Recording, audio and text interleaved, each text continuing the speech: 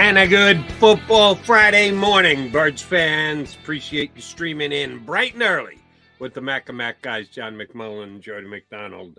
Yeah, we're getting ready for another Eagles showdown. Not till Monday. We'll be here on again Monday right before the game, but plenty to talk about because, Birds actually got back to work, out of practice. Johnny Mac's got info for us. J-Mac, after you made it over to South Philly yesterday, a little conversation with a couple of key Eagles, a little practice. For me, most important, and we'll get into A.J. Brown and his whole spin on why he didn't talk to you guys for upwards of a week. But first things first, healthy Eagles, guys back out on the practice squad. We know Avonte Maddox is done for the season, but other than that, Eagles look like they'll be up to speed come Monday in Tampa. Yeah, it looks that way. Big injury report, so I think people got a little bit scared. But Reed Blankenship talked to him. Kenny Gainwell talked to him. They're going to be ready to go. Fletcher's obviously going to play. Jordan Davis is good. All these guys were. Devontae spoke yesterday. He's fine. So the vast majority saw Josh Sweat as well with the toe injury. The vast majority of these guys are going to play. Boston Scott still in the concussion protocol. Quez Watkins did not practice with his hamstring, so they might be the most questionable. You get the extra day though, and Boston was out there watching, so there's steps to that thing. Even if you feel right, you can't necessarily practice. So I think the extra day is going to help him. The one guy I would be concerned about is Quez because, hamstring, fast guy, those things tend to linger, and you want to be cautious with them. Terrell Edmonds, I should mention, he was sick, so I expect him to be fine as well. So long list, but only real concern probably is Quez, and that's pretty good. I mean, and we're not talking about injured reserve. Obviously, Avonte's on IR, so he's not on the injury list. That's probably the biggest injury you have to worry about because of what they're going to do to replace him.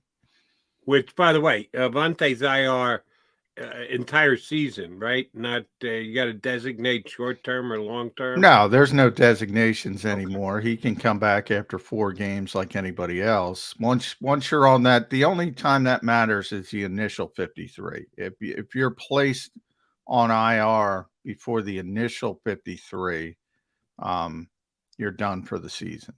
After that, now there is a limit at some point, and I'll try to look that up in the break. You can only bring a certain amount of guys back from IR, but it's pretty significant. So I wouldn't be concerned about that. Okay, so you don't have to designate a guy who's done for the season. It's just once you get to a number, if you keep putting guys on IR and bringing them back after 4 games, bringing them back after 4 games, you can't just do that to infinity. Yes. So, once you make that initial 53, it's 4 games, and then if you can come back, you can come back. But it does not look good for Avonte Maddox coming back. But you also got a chance to see the Eagles work out yesterday doing practice things.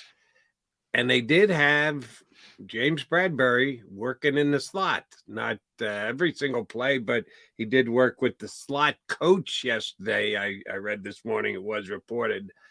J-Mac wasn't just lip service. They're going to use him there some. The question is how much. You and I have been kind of kicking it back and forth all week, and we both are leaning toward, would you really drop down on the outside corner from Bradberry to Job that much just to protect the slot? It seems like something you'd want to do on a limited basis. The more they talk and the more they practice, John, seems to me like it might be more than a limited basis. Then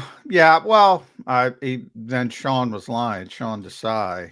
They've been doing that. I think just more people were paying attention. They've been doing that since the summer. He does some work in the slot. So I don't think it's necessarily changed. Now, I did see Justin Evans. I'm not, looking through the the fence before practice, which I'm not supposed to do, Jody. I saw him working in with some slot reps before practice. That to me was more interesting. I don't know. I mean, Sean Desai was pretty definitive. If he's lying, he's lying. I always say you're not under oath on these things, but he was pretty damn definitive. But they've been working with James in the slot for that role. As I said, you probably would have saw it against Minnesota. You didn't get an opportunity to see it because of TJ Hawkinson. You might see it with Travis Kelce. You might see it with Mike Evans if they throw him in there. I don't expect to see it consistently. And I'm trying to look at so here's what he said. He's talking about him working in the slot. So was this from the other day you're quoting? I was really impressed with how he's taken on that role and not really sacrificing his corner role, because that's his role. He's our corner, and he's talking about outside corner.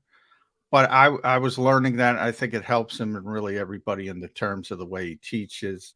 We teach it, helps everybody learn all 11 positions. He's pretty definitive what his role is, and he's an all-pro cornerback. But John, just let me put this in proper perspective. This was, you're quoting him from his media session just the other day? Yes. Or was this from previously? No, this is September 20th. Gotcha. This is this week. This is what he said this week. He's an all-pro outside. And by the way, if they do that, win, lose, or draw, because I think we're not going to make our predictions until Monday, obviously, but I think they're going to win the game. I can foreshadow. Win, lose, or draw. If they play him in the slot, I'm going to kill him. The Eagles, that decision making, that's just dumb. He is an all-pro player. He makes, and by the way, I think Howie might even chime in.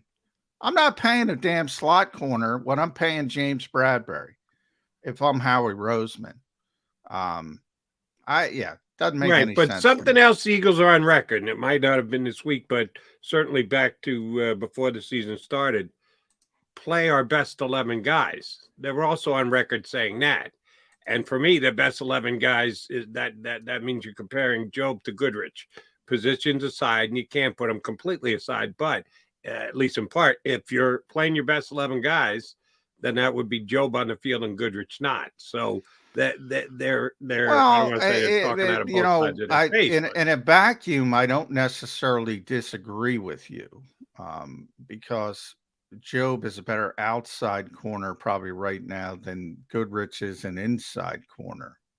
But then you start manipulating positions and you're weakening yourself in two positions, in my estimation, because Job's not even close to Bradberry on the outside, and Bradberry's not going to be as good as Avonte on the inside. So you're weakening two positions when you only need to weaken one. Now, Mario's got to play. He's got to step up. And ultimately, I think he's going to be the guy, and we'll see if I'm right. And I think it's going to be similar to last year when they suffered the multiple injuries at defensive tackle. They're going to give him a very short rope, and if he doesn't do something with it, they're probably going to look outside the organization after this game. And we'll see how that shakes out. But to me, and there's a lot of different, I go back to Jeff Stoutland.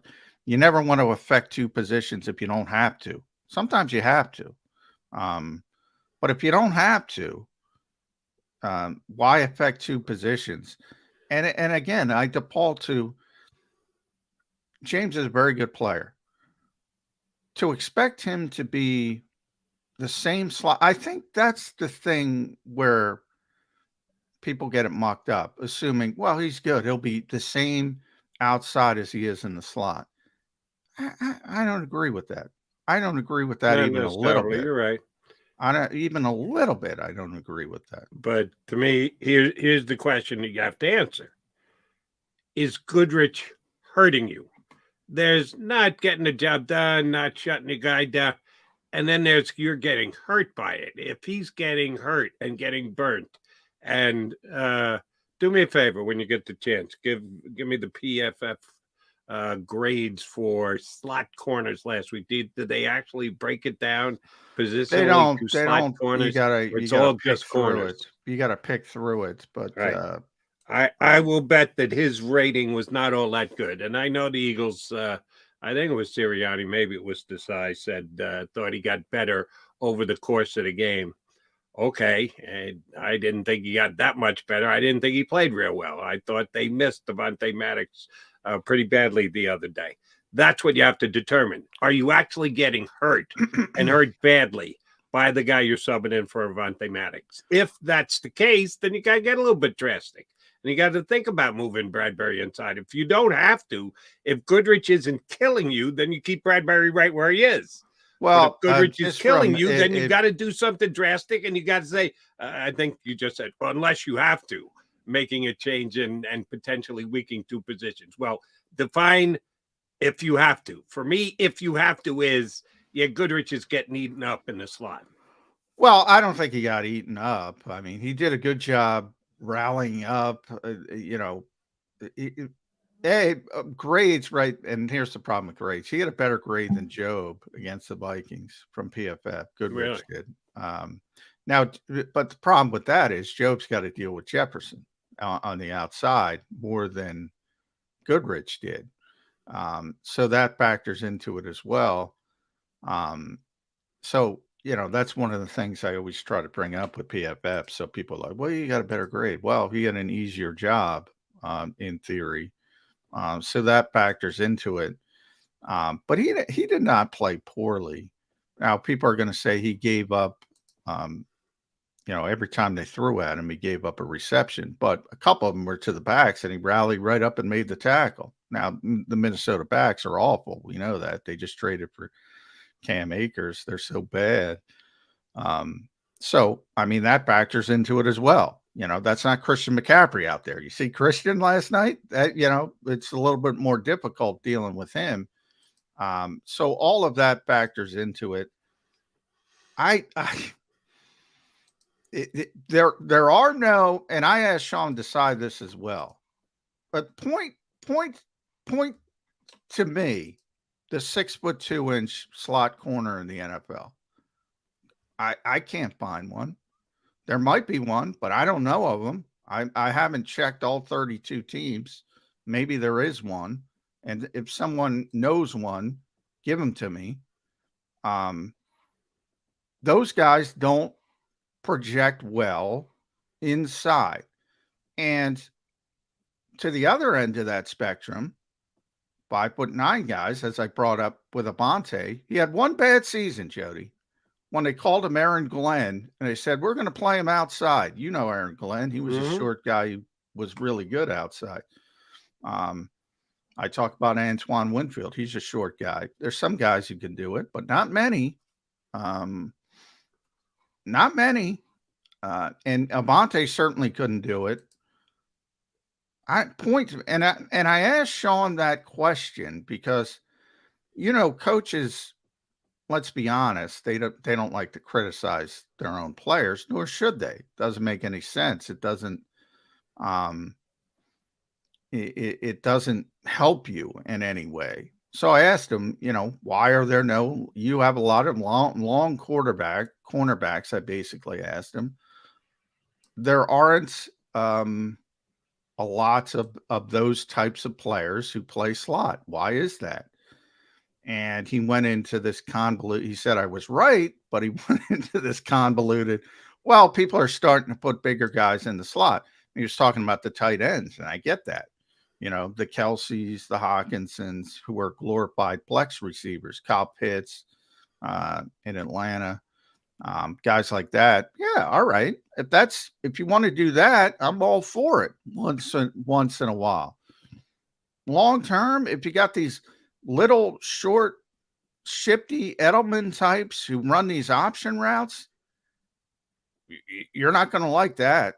You're not going to like that with a big, long corner inside. Right. So I mean, buyer beware on that kind of So stuff. it's a matchup thing, and that's what the Eagles were doing when they worked out Bradberry in the slot during the summer for matchup purposes. Well, the matchups might pop up more often if people know that they're weak at the slot corner position because of the injury to Maddox. That's all I'm saying. I don't think it's going to be Bradberry is your new slot corner. Somebody's going to be in that position. Somebody's going to get the majority of the snaps in that position other than James Bradberry. But it might be more than just 2 or 3 snaps a game where he drops in and does play some slot. At least it's looking that way to me, and we'll see how it plays out. Here's the good news. Like you said, Tampa will use Evans out of the slot infrequently. They may do it just as a change of pace. They're not going to be doing it significant time. So I don't think it's going to be a big factor this week, but it could be as the season moves on, unless Howie Roseman decides, yeah, we just gotta, we have to upgrade here, and maybe he does a trade between now and the trade deadline. All right, so the Eagles are healthy. They got most of their guys who were either out of the game, went down during the game. We'll probably not know about Quez till Monday, right? Yeah, they keep that on the wraps. Yeah, I mean, I don't expect him to practice, today. We'll see by Saturday if they can try to ramp him up a little bit.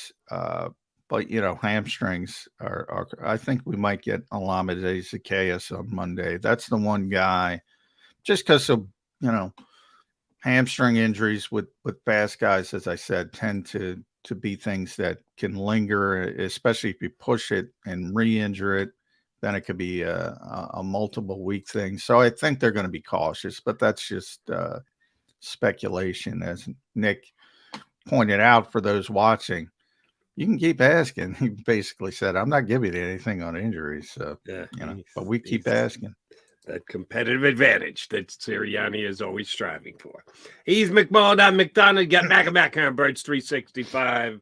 We got 2 good guests for you today. First up from 33rdteam.com, and I almost got on late on the show today. I was reading Damo's stat pack on JAKIBsports.com this morning. Looked up, oh, shoot, 59. I guess I had better log into the show. We're going to log in with Paul Domwich coming up in just a couple of minutes, and then our bud from Eagles Blitz, IGGLES, EaglesBlitz.com. Tommy Lawler going to join us in hour number 2. So you got the Birds 365 crew together right here on the JAKIB Sports Media on a Football Friday.